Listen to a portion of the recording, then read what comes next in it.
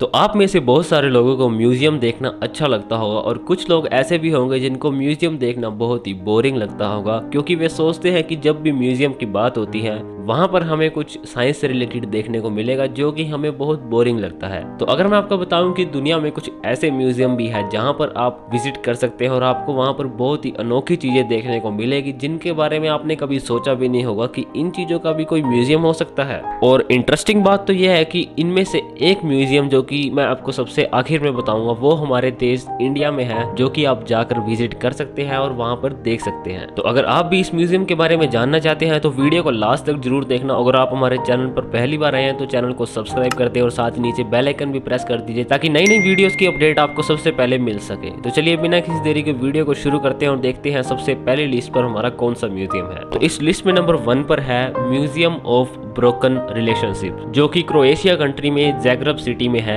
यहाँ पर आपको ब्रोकन रिलेशनशिप्स, अगर यानी किसी के साथ रिलेशन टूट जाता है और उसके पास कोई ऐसी चीज थी उसकी यादगार, तो वो आपको यहाँ पर देखने को मिल सकती है। तो इस म्यूजियम को 2006 में लोगों के लिए खोला गया था और जो आर्टिस्ट थे ज़ाग्रेब में रहते थे उन्होंने इस म्यूजियम को बनाया था। इस म्यूजियम के खुलने से 3 साल पहले दोनों आर्टिस्ट अपने रिलेशनशिप में बहुत अच्छा चल रहे थे और किसी कारणवश उनका रिलेशन खराब हो गया और उनका रिलेशन टूट गया। तो उनको एक आइडिया आया क्यों ना हमारे पास जो ये हमारे रिलेशनशिप की बची हुई चीजें हैं उनका एक कलेक्शन बनाकर म्यूजियम बनाया जाए। तो उन्होंने अपने फ्रेंड्स के साथ इस आइडिया को शेयर करा और जो कि उनकी चीजें उनके पास बची हुई थी टूटे हुए रिलेशनशिप के बाद, तो उन्होंने वो चीजें भी कलेक्ट कर ली और इस कलेक्शन को 2006 में सबसे पहले लोगों के सामने पेश किया गया। तो लोगों को ये म्यूजियम बहुत ही पसंद आया और जैसे ही दिन बीतते गए इस म्यूजियम की पॉपुलैरिटी बढ़ती गई। तो इसको 2010 में finally as a museum open किया गया। तो जब इसको ओपन करा तो यहाँ पर बहुत सारे विजिटर आने शुरू हो गए और साथ ही 2011 में इस म्यूजियम को एक अवार्ड भी मिला जो कि था केनेथ हडसन अवार्ड, जो कि यूरोप मोस्ट इनोवेटिव म्यूजियम के द्वारा दिया गया था। तो धीरे धीरे जैसे लोग इस म्यूजियम में जाते थे और आप अपनी ब्रोकन रिलेशनशिप की चीजें डोनेट कर आते थे, वैसे वैसे इस म्यूजियम की पॉपुलैरिटी बढ़ती गई और 2017 तक इस म्यूजियम में लगभग 1 लाख विजिटर आ चुके थे। और उसके बाद हर साल इस म्यूजियम में विजिटर बढ़ते गए और साथ ही साथ लोग अपनी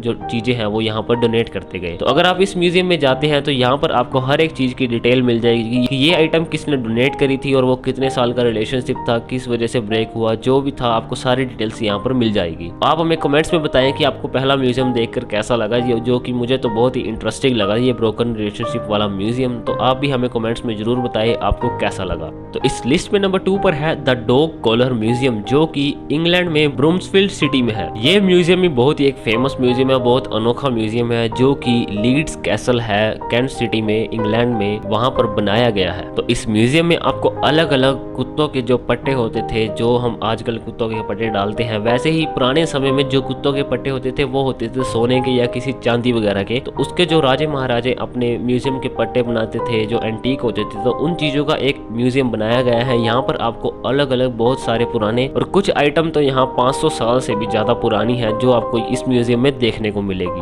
तो कैंट सिटी में ये सबसे ओल्डेस्ट म्यूजियम माना जाता है जो कि लीड कैसल में है और साथ ही ये यूके का world smallest and most unique museum भी माना जाता है। यहाँ पर अक्सर लोग दूर दूर से विजिट करते हैं और इस म्यूजियम को देखते हैं। तो यह म्यूजियम 1976 में एस्टेब्लिश किया गया था और यहाँ पर आपको अलग अलग डॉग कॉलर्स देखने को मिलेंगे जो कि बच्चों को और बड़ों को बहुत ही इंटरेस्टिंग लगता है। यहाँ पर बहुत अच्छे तरीके से इस डॉग कॉलर को रिप्रेजेंट करा हुआ है। तो बेसिकली यह म्यूजियम हमें यह बताता है कि आज से 500 साल पहले भी जो लोग होते थे वो अपने पालतू जानवरों का कितने अच्छे से देखभाल करते थे और उनको कितना प्यार करते थे, जिसकी वजह से ये म्यूजियम उन्होंने अपने चीजें संभाल कर रखी हुई है और इसका एक म्यूजियम बनाया गया है। और यहाँ पर 130 ऐसे रेयर और वैल्यूएबल कॉलर्स भी हैं जो कि यूरोप और यूके में बहुत ज्यादा यूनिक माने जाते हैं, जो कि सिग्निफिकेंट माने जाते हैं और उनको आज तक पब्लिक के सामने भी शो नहीं किया गया है। तो आप सोच सकते हैं कि ये म्यूजियम कितना इंटरेस्टिंग हो सकता है। तो अगर आप इन म्यूजियम में विजिट करने की सोच रहे हैं तो आप अपने लिस्ट में इस म्यूजियम को भी जरूर शामिल करें। तो इस लिस्ट में नंबर 3 पर है the museum of vampire and legendary creatures, जो कि फ्रांस की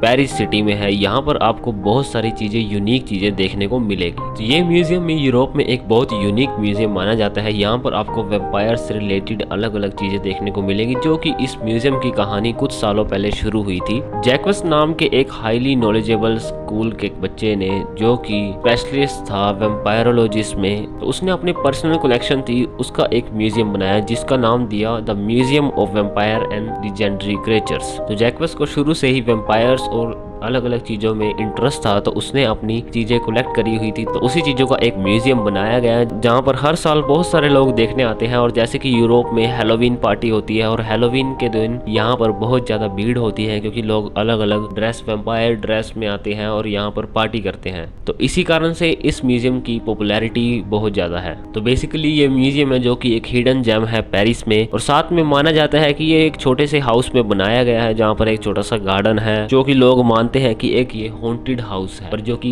ओनर के अकॉर्डिंग, जो कि जैक्वस के अकॉर्डिंग, ये एक म्यूजियम है और उनकी कलेक्ट की हुई चीजों का उन्होंने एक म्यूजियम बना रखा है। तो इस लिस्ट में नंबर 4 पर है the museum of Jurassic technology, जो कि अमेरिका में कैलिफोर्निया में लॉस एंजलिस सिटी में है। ये बहुत ही यूनिक और स्ट्रेंजेस्ट म्यूजियम माना जाता है। तो ये म्यूजियम 1988 में बनाया गया था और जो इस म्यूजियम के फाउंडर थे उनका नाम था David Wilson. David Wilson entertainment business में काम करते थे, जो कि एनिमेशंस और मिनिएचर मॉडल्स को डिजाइन करते थे, जो कि इंडस्ट्रीज के लिए और अलग अलग प्रमोशंस के लिए। तो उनको एक आइडिया आया, क्यों ना मैं एक म्यूजियम बनाऊं जहां पर मैं अपनी अलग अलग चीजें रखूं जो मैं डिजाइन करता हूं। तो वो सोचने लगे कि मुझे इसका एक म्यूजियम बनाना चाहिए, उसकी एक कलेक्शन बनानी चाहिए। तो शुरुआती दिनों में इस म्यूजियम को एक ट्रैवलिंग कलेक्शन माना जाता था कल्चरल क्यूरियोसिटीज के नाम से, और 1988 में इसको एक फुली म्यूजियम के रूप में दर्जा दिया गया। और साथ ही विल्सन ने 1500 स्क्वायर फुट के एरिया में यहाँ पर अपना एक म्यूजियम बना दिया और तैयार कर दिया, जो कि लोग यहाँ पर आने लगे और यहाँ पर अलग अलग चीजें देखने लगे। और अगर हम आज की बात करें तो आज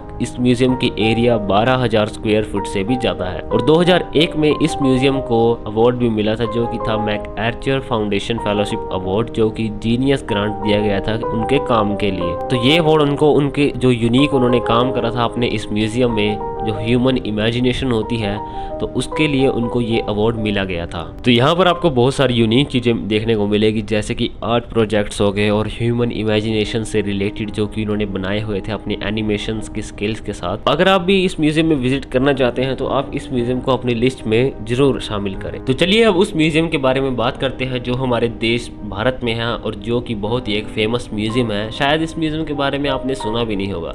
तो इस लिस्ट में नंबर 5 पर है और आखिरी म्यूजियम है सुलभ international museum of toilet, the toilet museum. तो आप इस म्यूजियम के बारे में सुनकर हैरान हो रहे होंगे कि इस म्यूजियम का नाम कैसा है आखिर द टॉयलेट म्यूजियम। पर यहाँ पर आपको अलग अलग चीजें देखने को मिलेंगी जो कि बहुत ही यूनिक होगी। इस म्यूजियम को 1992 में एस्टेब्लिश किया गया था। तो ये म्यूजियम डॉक्टर बिंदेश्वर पाठक ने बनाया था, जो कि सुलभ sanitation and social reform movement के फाउंडर है, और उनको अलग अलग अवार्ड भी मिले हुए हैं, जैसे कि स्टॉकहोल्म वाटर प्राइज इन 2009। तो द टॉयलेट म्यूजियम भी यूनिक म्यूजियम की लिस्ट में नंबर 5 पर आता है, और इस म्यूजियम में आपको अलग अलग टॉयलेट्स की सैनिटेशन टेक्निक्स देखने को मिलेगी। तो इस म्यूजियम में आपको बहुत सारी चीजें देखने को मिलेगी, जैसे कि chamber pots, Victorian toilet seats, bidets, water closets, जो कि बहुत पुराने समय यानी कि 1145 ईस्वी में राजे महाराजाओं द्वारा यूज किए जाते थे, जिसकी कलेक्शन को यहाँ पर म्यूजियम में रखा गया है। तो यह म्यूजियम आपको हमारे देश भारत के